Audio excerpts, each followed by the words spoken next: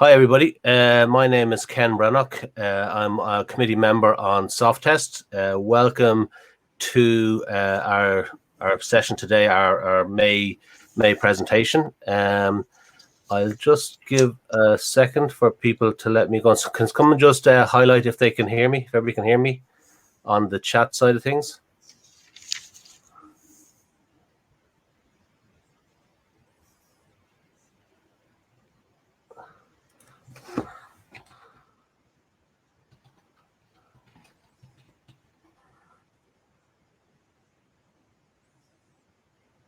Okay.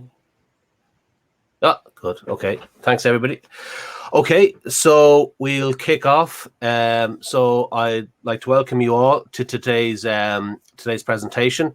It's going to be presented by Colm, who is Head of Quality and Change Control for Ryanair. So very interesting company in a very interesting industry, which obviously at the moment is a very tough industry. But I'm sure today's presentation will be, very, very interesting. I've had a sneaky peek at Colin's presentation. I think it will be, it's definitely something that will be interesting for everybody. Before we do that, I'd just like to go through some housekeeping. So let me just click on this on my slides. So thanks. I'd like to thank Explio and Deloitte in no particular order for their support and their continued support for supporting SoftTest and their sponsorship. Obviously, without them, we could not do what we do. So it is very important, and they are of vital importance to us. So thank you both for your continued support. A little bit of housekeeping. So this presentation will be between about 30 and 40 minutes long. There will be time for Q&A. You will see, or hopefully you will see at the bottom of your screen, an ask question button. If you click on that, you can ask questions. I'll keep an eye on them throughout the presentation, and Colin will try and keep an eye on them as he's presenting. And if there's something he can pick up during his presentation, he will address it. If not, we will take some time at the end of the presentation and walk our way through those questions. You will see there's a vote button, so you can, if you see a topic that you like or someone has already asked a question, you can vote on it. And obviously that means that the more votes, the more likely we are to go through those questions. Please use Chrome if you're not using it already. Ensure you don't have Crowdcast open on two tabs, as we have seen issues in the past when that happens. And like I said, you do use the ask questions for any questions that you may have. If you're interested in events, and we are having events most months, please go to the SoftTest website and sign up. There are also information up there on previous events, slides, and at the end of this presentation, Colin's slides will go up online as well. So do go to SoftTest and register for any information on updates of new events that are coming along.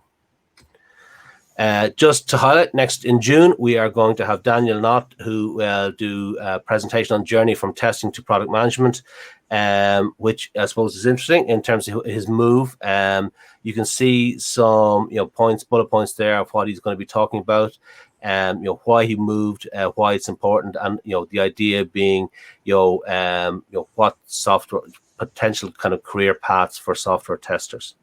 So it should be a very good presentation and good event. So please do sign up when you see the registering URL come out. Okay, with no further ado, I would like to introduce you to Colm. I will turn this off and turn on Colm's presentation. There we go. You should be good to go, Colm. Okay, thanks, Ken. So hello everyone, and welcome to this evening's session. I had the great fortune of working with Ken a number of years ago, and as most of you know, Ken is one of the leading luminaries of the software test industry in Ireland, and he's probably forgotten more than most of us have ever known about software quality assurance. So I was delighted to participate this evening, and it was a great honor for me to get contacted by Ken to come and participate on tonight's event. So thanks very much, Ken. Just to get into it then, I suppose I don't know if we have any fans of the opera or if we have any fans of reality TV or even both, but Andrew Lloyd Webber had a program a number of years ago, and he had a particular problem himself where he was trying to acquire a leading lady for his adaptation of West Side Story. And the title of that program was How to Solve a Problem Like Maria. So while it's not quite a reality TV show around here, there's still no shortage of drama as we've tried to solve the problem of quality assurance in Ryanair over the last number of years. So simply put, Ryanair is Europe's favourite airline, and you might ask what qualifies us to make that claim. Well, we are the lowest fare and the lowest cost airline for all the competitors across the European region.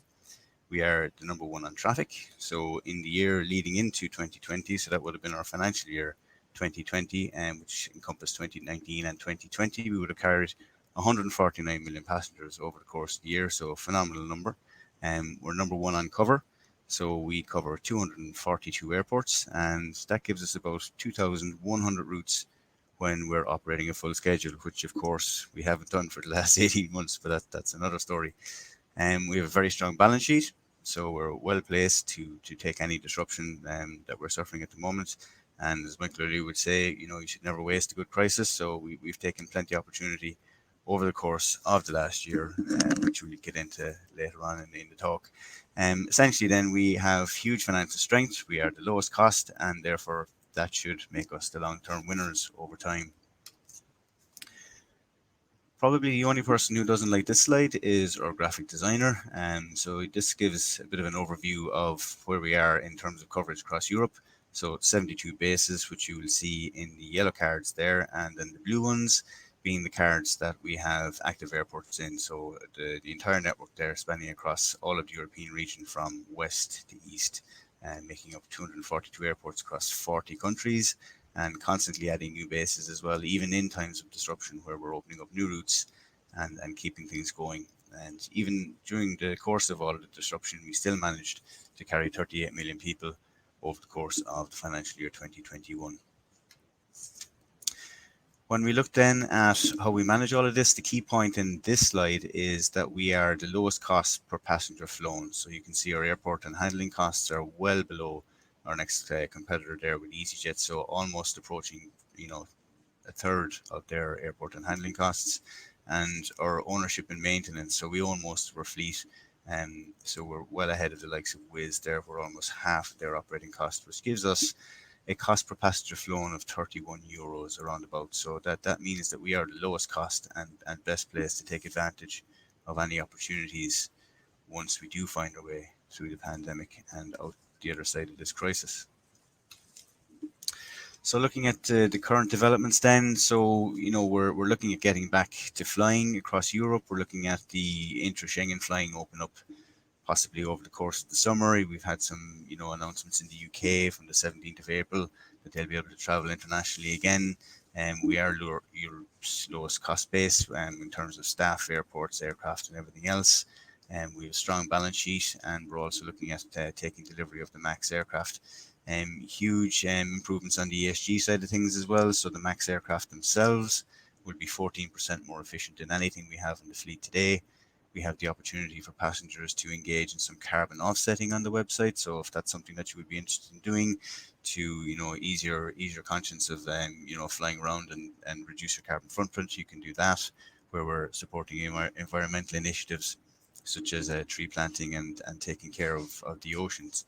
And we also have ambitions as well to becoming heavily dependent on sustainable aviation fuel in the next number of years. So this is something that we'll be heavily involved in researching and development of. And you will have seen in the press recently where we've done some work with Trinity College in that regard as well. But it wasn't always like that.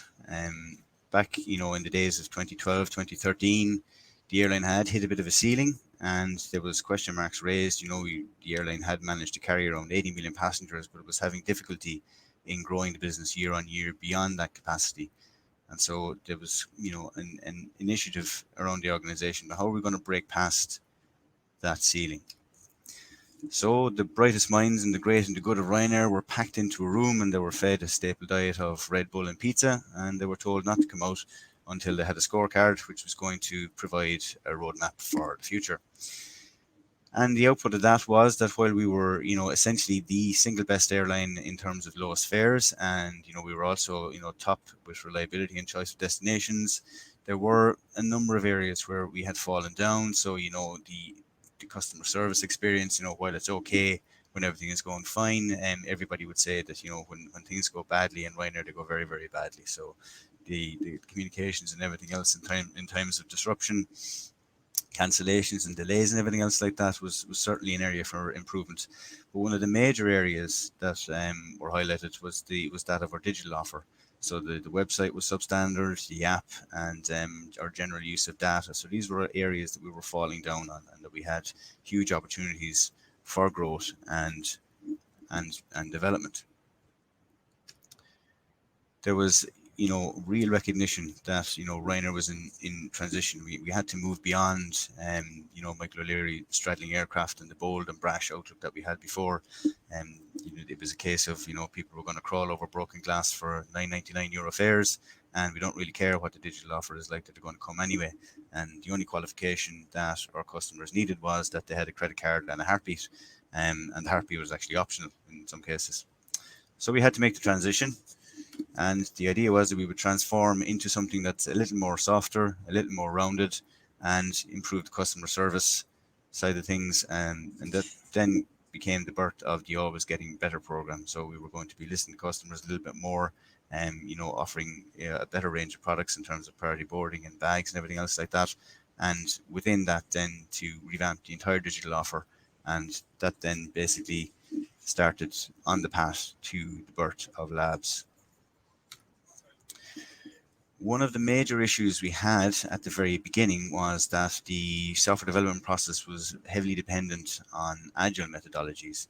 So we had the agile delivery nature of everything, and we also had the issue with our test assets. So all of the test assets at that time would have been developed using the traditional step-by-step method, and high volumes of test cases, huge amounts of maintenance overhead in terms of trying to keep those test cases current. And as any new features were developed, to try and maintain a set of test cases, and it was an ever growing set of test cases, which was becoming a bit of a maintenance overhead. We also had some automation in place, but the automation that was there at the time, it was very difficult to get a sense of how much of the code base this was covering, or how many of the features it was covering. And it was very disjointed, and the development of the test cases was a huge overhead as well, and we didn't really have the skills in-house in order to meet the needs of our automation ambitions there. So the idea was we needed to overhaul a lot of the mechanisms and methods that we were using at that stage. So moving on then into the 2015 side of things. So we had multiple test sites at that time, and in order to release the website, there was a huge jar file that had to be deployed onto any one of these test sites. So whichever test site was next available, it was a sort of arbitrary notion that you would deploy onto one of these, and you would kick off a round of testing. And anything that changed within that jar file would reset the clock, and we would have to run through the entire cycle again. So you can imagine that it was very, very difficult and very slow to get any change onto the website at that stage. Very laborious and very time consuming. And the most minor of changes would take an absolute age to get out to the production side of things. And the recognition was then that we had to break free from this cycle, and we had to develop a way to deliver faster to the website. And obviously one of the key points of this was to change and use an agile development methodology. And as we brought in the agile development methodology, we too shifted then to using behavior-driven development models in the QA space, where we were using BDD to write our test cases. And the idea being there, we would reduce the overhead of actually authoring the test cases, and also reduce the cycle time to execute those test cases.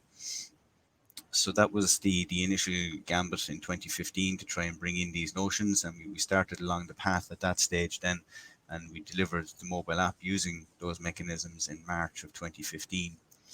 We then had what we would term now as version 1.5 of the website delivered in September of 2015. So essentially at the start of 2015, we embarked on a program of 2 years worth of work, and completed it within 9 months. So you can imagine it was fairly hectic at that stage, and there was a lot of late evenings and weekends and everything else trying to get that together. And the new website then, single page application developed in AngularJS. And with that new technology, we also brought in new technology on the automation side of things using Protractor, which is essentially Selenium for AngularJS websites, together with Cucumber and WebDriver, in order to run the test cases and do the reporting aspect. So the introduction of BDD then allowed us to have greater emphasis on collaboration across the various functions within the Scrum teams. So the developers and the QAs all speaking the same language and sharing the test case. Sharing the test case interpretation. The BAs are already writing their use cases using BDD, so it made it easy for them to continue in that vein. And looking at a use case written in the Gherkin language, it's very easy then for the quality assurance engineers to interpret and infer the various scenarios that are required to test that use case using the BDD language. And you can come up with the various negative and positive test cases very quickly, and the various scenarios within that, taking care to understand that you've executed all of the various business rules within your test cases, and that you haven't actually flouted any particular rules during the course of exercising that use case before it gets out to the production environment. So we were being more accurate in our definition of the test cases, and the test asset management then was something we need to look at beyond that. And so we brought in the TestRail platform, and we started using TestRail to manage our test cases. And this gave us the ability to have this notion of a living document that we could constantly update, and a test case wasn't something that was written once and forgotten about, or maybe just added to a regression suite and added and executed constantly over time, with no real notion of how we were deriving value from that test case. So with the BDD assets, we had these assets that we could change. There were things that were live, and if scenarios changed in any way, or if there was additions to rules, we could update those test cases very quickly. And the maintenance and overhead started to reduce over time, giving us a single source of truth then within the TestRail system. And the most important part of all of that was there was very, very little test case duplication within the assets that we were developing in this sort of method. So that was a key part for us as well. So many of you will be familiar with the Gherkin syntax. This is just an overview of how we expect it to be. So the features and scenarios defined, and then we have the given when then syntax, and follow through then to defining your test cases with the various conditions in there. We also use various different methods to feed this into automation, so that we can parameterize a lot of the clauses within the test case itself, and give the opportunity then to infer load testing and various other ways that we can use the parameters to our advantage using the Gherkin syntax. So BDD rolled out and the tool set revised. It then gave us an opportunity to look at ways that we might, at some point in the future, improve and increase our frequency for releases to the website. So we had looked at BDD. We had said, yes, it's going to give us the ability to reduce the maintenance overhead. It's going to be more effective testing. So really the idea was, and this was the birth of the idea, that we would test less, but at least we would be testing more accurately, and that's what we were trying to achieve. So reduce the cycle times, and still maintain that level of coverage, with fewer test cases and getting more value from them. We also had the benefit of the automation and manual engineers working a little bit closer together. So the manual engineers would obviously define the test cases up front. It's like you're writing a song. It starts off as an acoustic tune, and eventually it gets into the production mode, and you get the full electrification of that song later on. So that's where the automation comes in. So it's an artistry, really, as we all know. And this collaboration was something that was really welcome as when we had the BDD properly rolled out and the manual and automation test cases working together. It also allowed the manual testers to do some more exploratory testing. So we could define sets of test cases that would be automated, added to a regression suite or a smoke suite, as the case may be. And then that freed the manual testers to get involved in looking at things around the edges, where we all know things fail more frequently than they do if you're just following the happy path. So this not only allowed us to keep those test cases on the happy path and being executed in automation means, but also gave us the opportunity to skirt around the edges and find new and interesting ways to break the website and find new and interesting issues. And we also had a notion of having greater governance over the test code. So the test code was then treated as if it was production code and subjected to the same standards, the same peer reviews. And this idea then of continuous integration and continuous delivery then, so tightening the loop between the actual test code and the production code, and maintaining that structure there, so we had good quality test code as well as good quality production code going out onto the website. We still had the issues of long development cycles persisting, so it's a huge single page application, and again, various different changes along the way on the website, would have inadvertent cause inadvertent issues elsewhere that you couldn't have anticipated or didn't expect. And so very often you would be testing in a certain way, you'd be testing a particular feature, and then you would be doing your regression testing before you go live, and all of a sudden we have a late breaking issue. Some parts of the site has been affected that was, ostensibly completely unconnected, but in the same way, it's still managed to get broken in some fashion, and so some diagnostic time would have to be invested in that to try and find where the issue was, and that then had the knock-on effect of delaying releases and building up a bow wave of change that was causing instability not only in the release cycle but also in the production website itself. And because of this was hampering our ability to release very frequently. We had the website hosted across 3 different data centers in Frankfurt, in London, and in Dublin. And if we had an issue on any one of these, then we might have to engage in a process of rolling back on the website, or we might have to drain traffic from one, causing disruption on the customer side of things. So that this was something we really need to overcome and we really needed to tackle. And coupled with that, then we had a content management system, which at that time was a little bit unstable. We were still getting to grips with it, how we were properly running it in production, how we were optimizing it, and so we had a lot of issues to deal with at that time.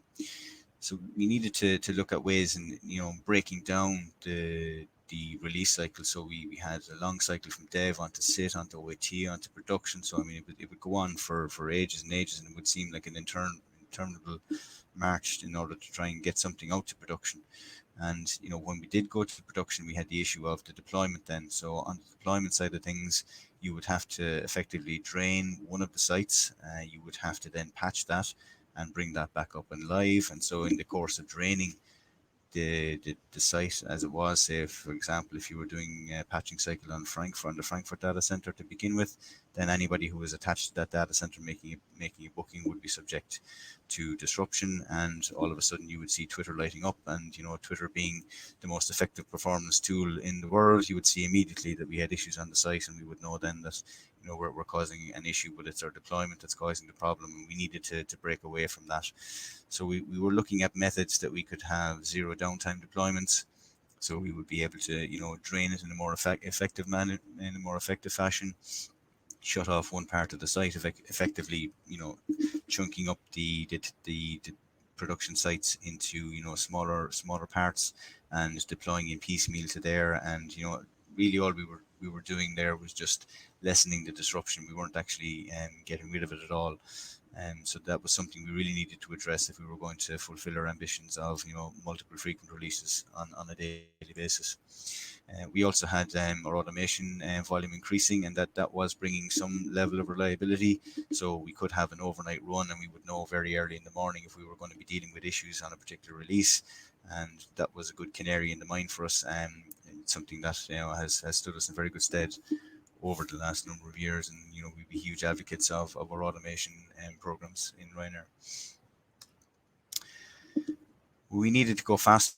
If we were going to grow the website, if we were going to grow our ambitions and fill the number of aircraft that we were bringing in at that stage, we needed to have a website that could handle that, and we needed to deliver change at that speed as well. So we were looking at the poster children for speed and delivery, and you look at the streaming sites and the social platforms that we're all very familiar with, and how they do their deployments and how they manage to get the releases out frequently. And we did a little bit of we did some research on Spotify, and their methods were of particular interest to us, where they use this notion of squads, and they have release trains and things like that. So that was something that we were exploring at that stage, and that was a place we thought we could go to in order to increase our speed of delivery So we did have a look at that. One of the major things that we discovered at that stage was, we had a huge Java API, and we needed to break up that Java API because, obviously if you're delivering a huge API at that stage, you had to test everything within that to make sure there was no regression. Rightly or wrongly, it was a peace of mind. It was a, risk appeasement method. So we took that Java API and we abstracted all of the various different services within it out to their own endpoints. And that was a huge shift for us at that stage. So we were able to deploy each of these services individually, and that gave us the opportunity to deploy them in a discrete fashion so that we could select which of the services would be released to the production environment. We could also have greater control over how we would, stage those deployments out. We still had the issue, of course, of the front end being a huge single page application, but we were breaking down the back end and making that more manageable. And this then gave rise to the advent of the 2.0 version of the website. So where we were single page on the front end, but we were connected to many microservices on the back end. Certainly where the Java APIs were concerned, the other major API we had from the website connecting into the passenger support system is a .NET based API, and that was still a huge behemoth. And that was something else that we needed to tackle over time as well in order to drive down the overhead in releasing that. We also brought in the Karate framework at that stage. So this is a framework that interprets test cases written in BDD format as well, and executes them in particular for APIs. So we were able to use this framework and build up our capacity on the API automation side of things. So tackling those Java APIs and using the Karate framework as a method to do that. So that is something that we've invested a lot of time in as well, from 2017 and beyond, and we're getting very good value of that. Moving on then into 2018. So 2018 was the year we needed to go to AWS. So cloudy weather approaching in 2018. So the main benefit of going to the cloud was that it gave us pretty much zero downtime by design, which was fantastic. We had the Java APIs broken out, so they were all ready to shift into the website. The .NET API was under the process of being broken down, so we were putting a number of facade services, so kind of a front shop window services ahead of the .NET API, which we could call and then interact with the PSS in the background. That was under development, and we needed to be fully cloud-based by December of 2018 because our data center infrastructure was becoming towards the end of its life at that stage, and we were running out of support on that. And the question then became, do we shift all of the services to AWS, or do we replicate the data centers in the cloud and just run it all on VMs? So there was a period of research and development engaged in there as well, and we found out that we actually needed to do both as it happened.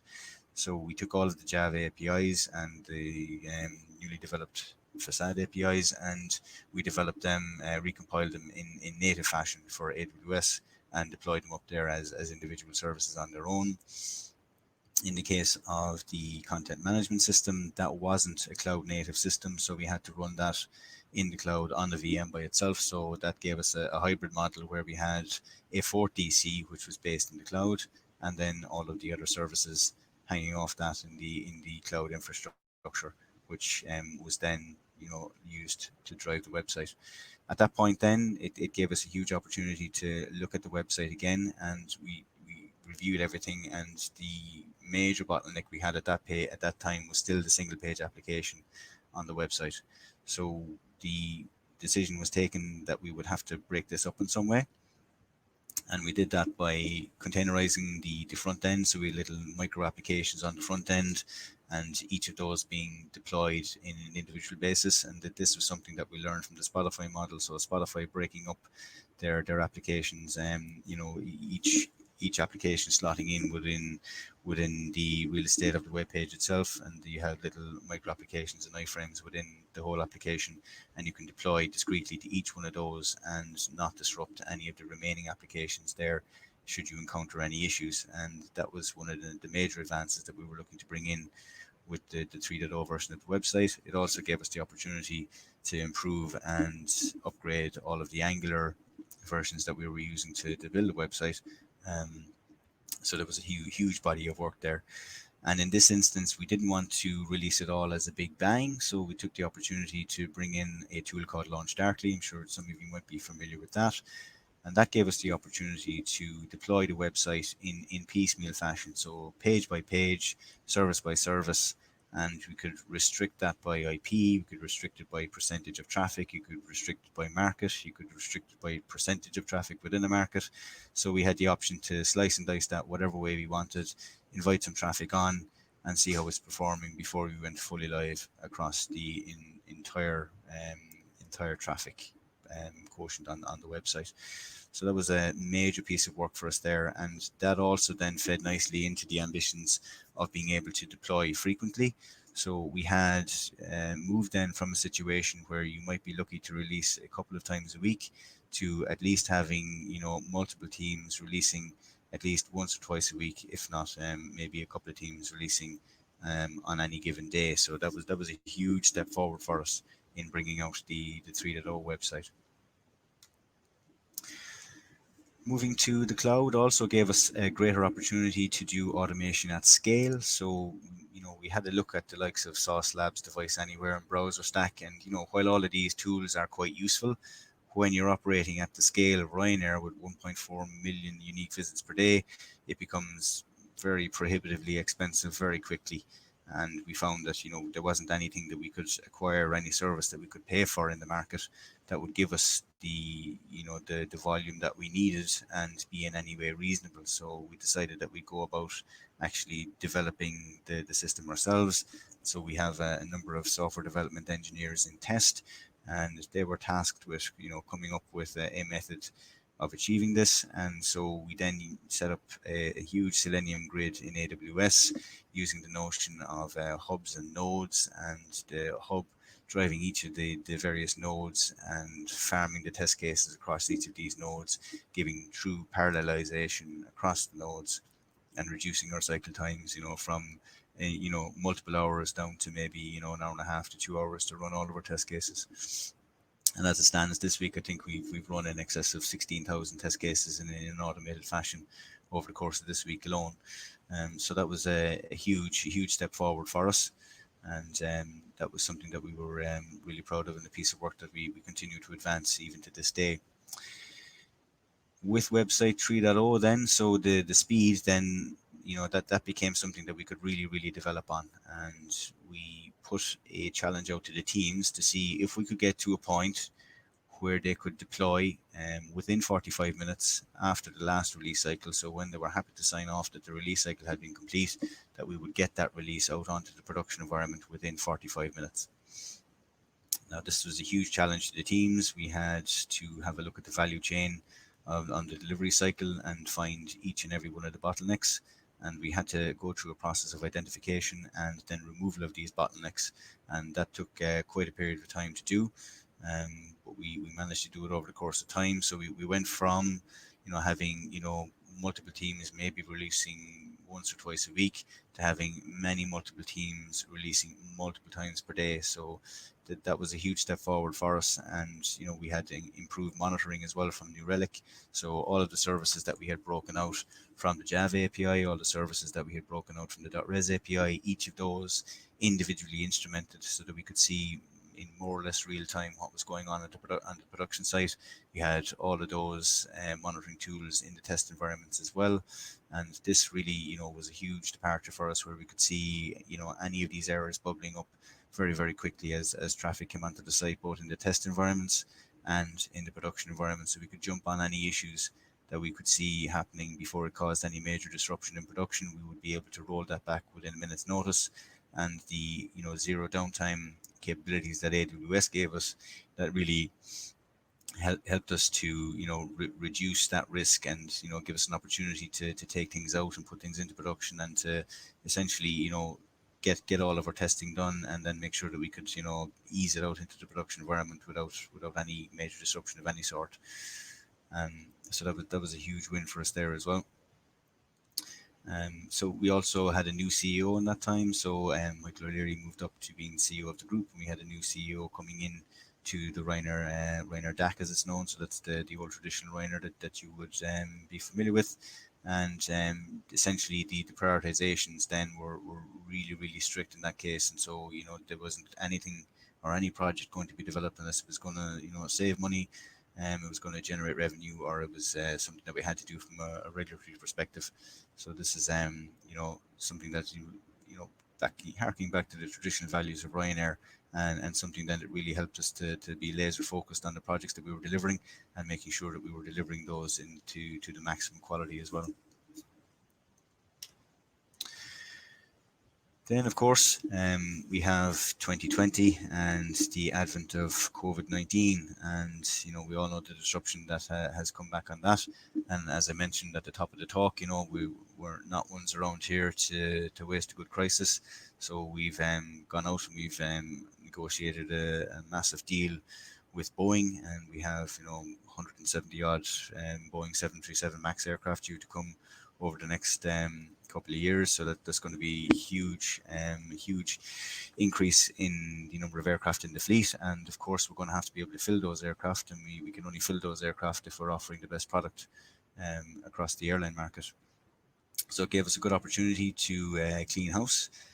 We managed to upgrade the passenger support system twice over the course of last year.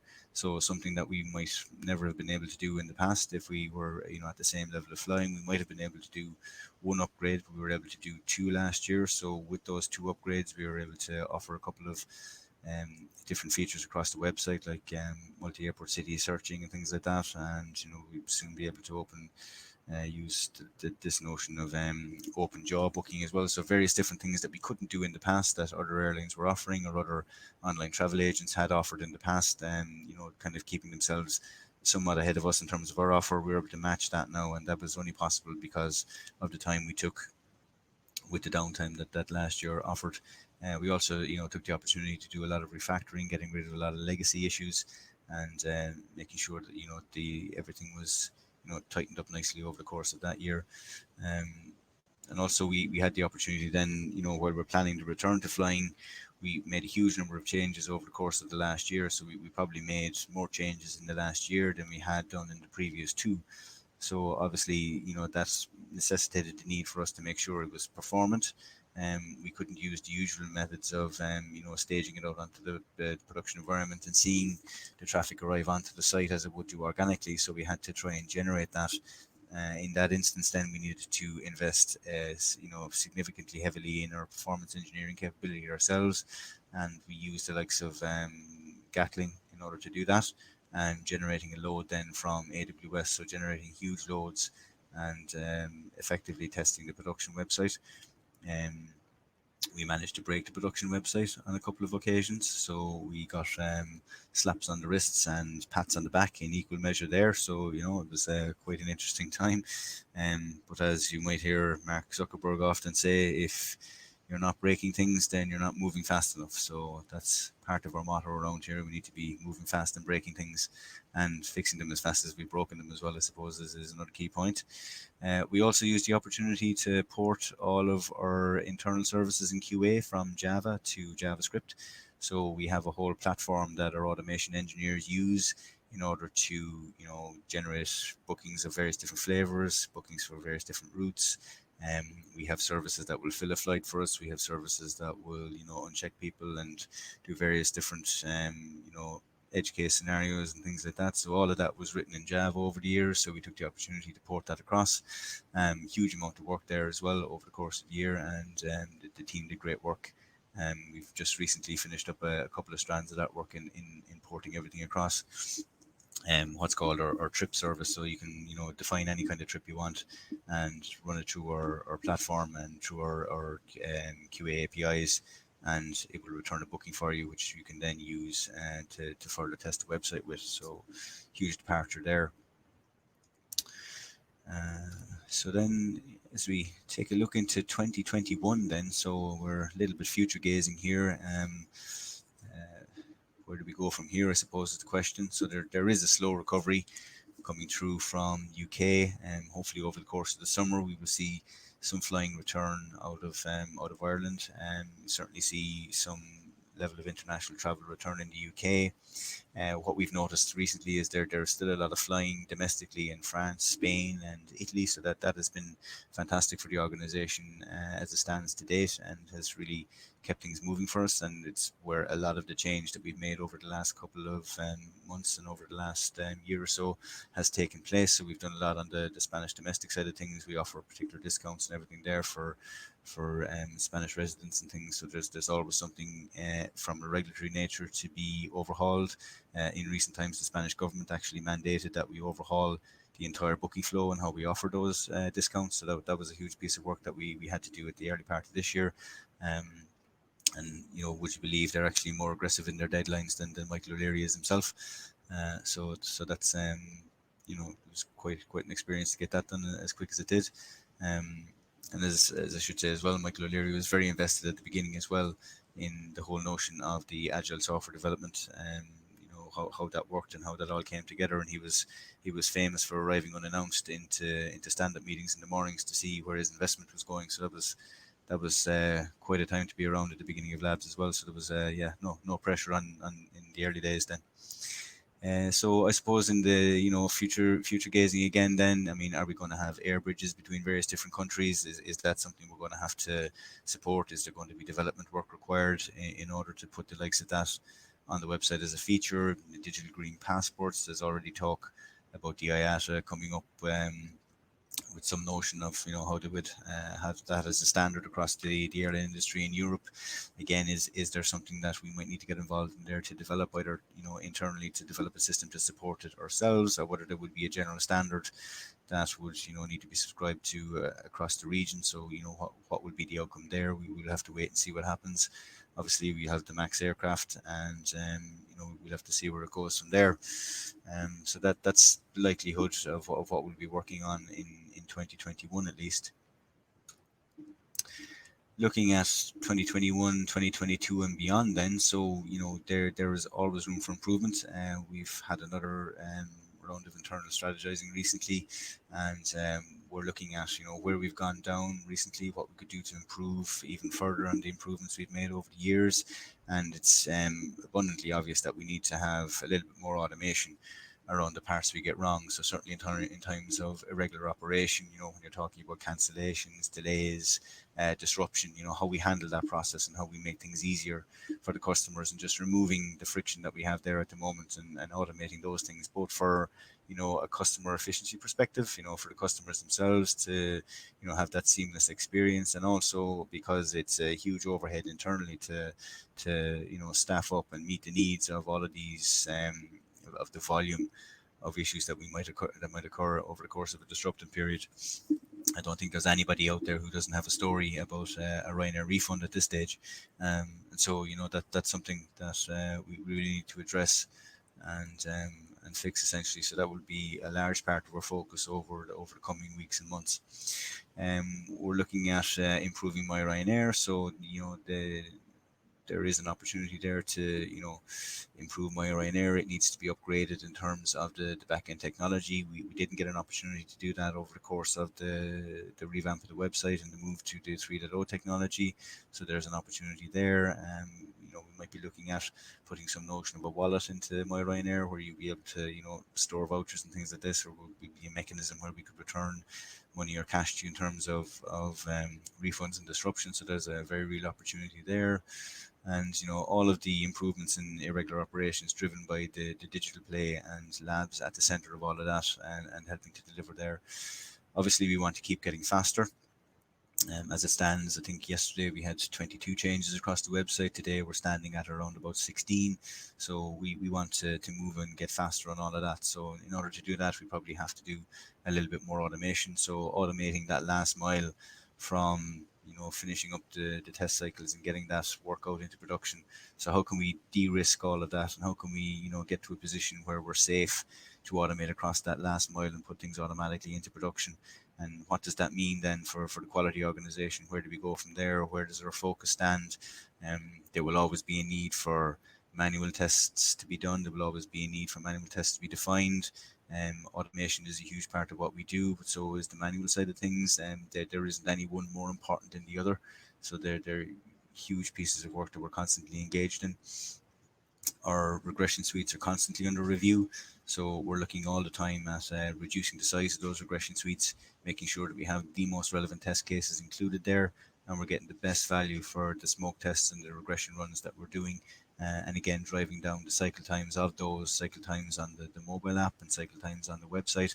So these are things that we'll be looking at over the course of the next couple of years as well. And, keeping an eye on any technologies or any new platforms that might give us the opportunity to get involved in that and to drive down the time it takes for us to release. And that's it. So I suppose it's a brief history in Ryanair time, I suppose, to paraphrase the late Mr. Hawking. So I suppose we could take any questions there, Ken, and thanks for that. Yeah. So can you hear me okay? Yep. Okay, cool. So we had 4 votes for this question. So mobile automation at scale, can you give more information how you test on different devices, phone types, etc.? Yeah, so we would use emulators in the cloud essentially. So we have on the Android side of things, we would spin up many multiple Android emulators in the cloud, and we would run our test cases then across each of the nodes. So we would deploy the test cases, and they would be scattered across each of the nodes and run in parallel fashion there. So it's part of our Android development team and the quality assurance team work together to develop that platform in order to spin up these multiple Android emulators. And when it comes to iOS, then we have a bank of Mac Minis that we spin up the emulators on there. And we're slightly more limited on the iOS side because we can have 1 emulator per Mac Mini. So we have to have a larger number of Mac Minis. We're investigating at the moment if there is an opportunity for us to deploy a version of iOS in the cloud perhaps, and run emulators in the cloud and try and increase the number of devices that we have there. So that's part of our secret sauce and on the mobile automation side of things. Cool. And do you find with the emulators, does it miss much, or do you get most of what you need to catch in terms of defects or issues, or is there any kind of gap with using the emulators? Well, we use the emulators, and we also have the manual testers as well, which would use the actual devices. So, we don't have a huge variety of actual devices, so we would tend to use the most recent devices and the most recent OSs on the manual tests themselves, and we would tend to then use the more legacy versions of the OS on the emulators. So we find that it's the old 80-20 rule, that we will find the vast majority of issues that we need to see on the emulators in the cloud, and we'll find the smaller number of issues then, or the real edge case type things on the devices themselves. Android is hugely fragmented, as so it's very difficult to make sure that you're covering the full gamut of devices there. So it's a case of just choosing our battles there, and using the emulators for the high volume tests, and then using the real devices for the the new and specific tests that we want to run. Cool. Next question. How easy is it to find information on other companies? Oh, sorry, wrong one. How much time is spent on updating TestRail during sprints? That's a very good question. Generally, we have a number of meetings that happen across the course of the week where the regression suites are reviewed. So I suppose it's an ongoing activity. It would be in the order of a number of hours a week, I suppose, spent by 2 or 3 key people who would be reviewing test cases and identifying test cases that could be candidates for improvement. Each of the QA engineers in their own right would be looking at test cases they're defining and tagging those for automation. So that would we have an automatic method that pulls out the test cases that are tagged for automation, so they kind of reduce the overhead there of trawling through TestRail to find test cases that need to be updated. Business rules do change quite frequently, so we do find ourselves having to update the scenarios in TestRail. It's not seen so much as an overhead; it's just part of the everyday work that we do. But there is a certain amount of time that is required to update TestRail, but it's not something that prevents any real progress. Okay. How easy was, so there's another question, how easy was it to find information on other companies, e.g. Spotify, host, release software? Like there's loads of stuff on YouTube. So I mean, there was a good bit of research done there. Like our Scrum Masters were heavily involved in doing the research there, and they were looking at other companies, the likes of Spotify and Netflix and everything else. I mean, they document all of their processes fairly regularly and fairly well across the likes of Stack Overflow, YouTube, and they're quite proud of the work they do, and I think they're quite happy to put it out there and share it. Yeah, as I know Spotify are great at publishing how they do the testing. I think Amazon are do it, Google do it, so there's a good few out there who do it. Yeah. Okay. Next one. From Claire. Great talk. Is there anything you would do differently looking back at all the changes you've made in the last few years? Looking back, I suppose what we do differently. Move to the cloud sooner. I think we should have had a look at that. We were fairly wedded to our bare metal infrastructure in the data centers, and for a long time we could hardly buy a release. It was very difficult to get anything out, even into 2016 when we'd already made a huge amount of change. That would be one thing that we could look at, getting to the cloud sooner. But of course, we had financial obligations with that move as well. We would have been essentially burning a whole lot of cash if we were to have made that move sooner. The introduction of the karate framework, that would have been something that it would have been very nice to come across that a bit sooner in the cycle. We've had huge benefit putting that in place and putting that into our tool set. So certainly bringing that into play a little bit earlier would have been a good one. It's okay. There's lots of things I suppose we could go into, but yeah. Cool. Okay, just a couple more questions. How many testers, test teams does Ryanair have?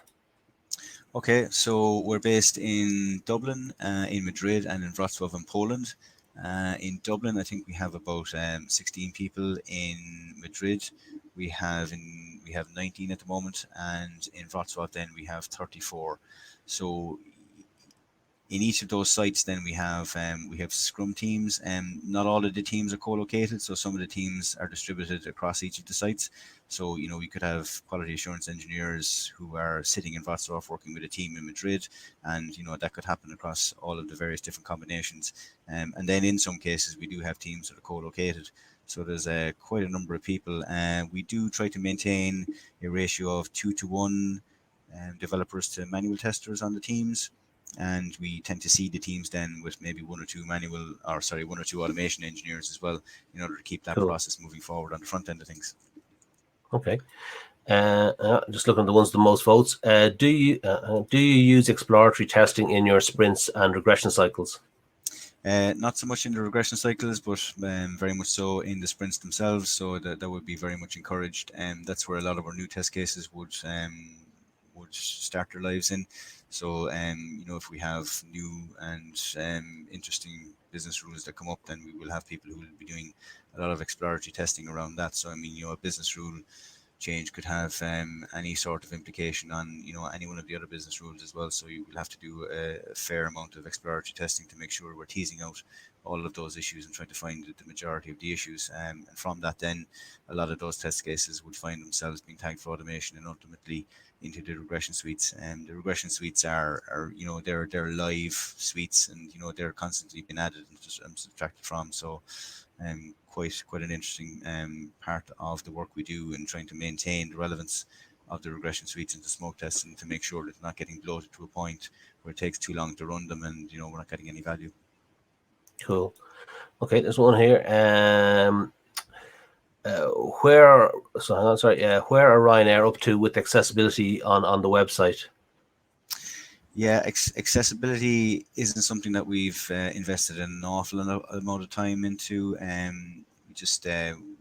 It would be a huge amount of certainly testing for us. It would be essentially doubling, if not tripling, the amount of testing we would have to do if we were to have any sort of accessibility put in there. So it's not something that we concentrate on at the moment, I'm afraid. Okay. There's one question here. I think you've answered already, but I'm going to ask anyway. So what are the elements of your robustness testing? For example, exploratory testing, bug hunting, fault injection.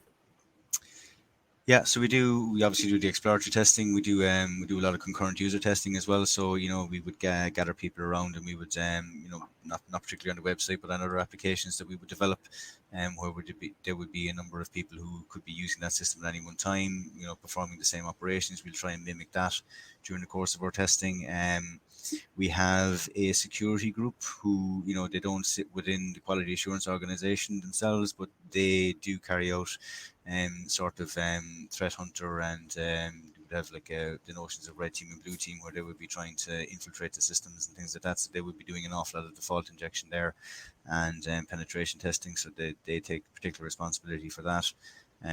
We would obviously, during the course of any testing we would do, try and introduce a lot of sort of garbage and everything else into our test to try and see how the site would perform, try to corrupt various different calls across the wire and things like that, and see what happens on the back end. How does the API handle that? What's the result if you try to retrieve a booking of that notion on the front end, and try and Right. come up with new and interesting ways there. Okay, very good. I have one other question that's actually from me. So obviously Ryanair focus very much on low cost, and kind of reducing costs, keeping costs down. How does that, or how does that impact the projects, or does it impact the IT projects? It's funny because we're very low cost in terms of running the operation, but when it comes to the IT side of things, it's viewed as very much as a sunk cost. So it's being paid for anyway. We have the people on site, and we need them to be involved in various different projects. So we don't have a traditional notion of budgeting, we'll say, for a project. So essentially, it's a strict prioritization of what projects are we going to actually green light, and to make sure that they're either going to generate revenue, that they're going to be a revenue saver, or it's something that we have to do. So that's really how it's done. Okay, so essentially you've spent the money. It's just a case of what you want to spend it or where you want to spend it. So it's like say prioritization. Yeah. Exactly. Okay. So making sure that we have the teams working on things that are moving things forward for us, as opposed to kind of vanity projects or something that isn't really going to move the needle. Okay, very good.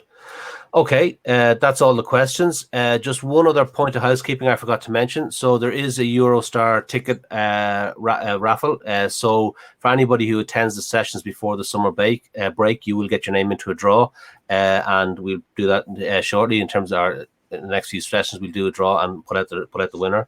So that just leaves me to thank Colin for his time and putting the slides together and presenting on the test approach in Ryanair. Thanks a lot, Colin. It was really interesting.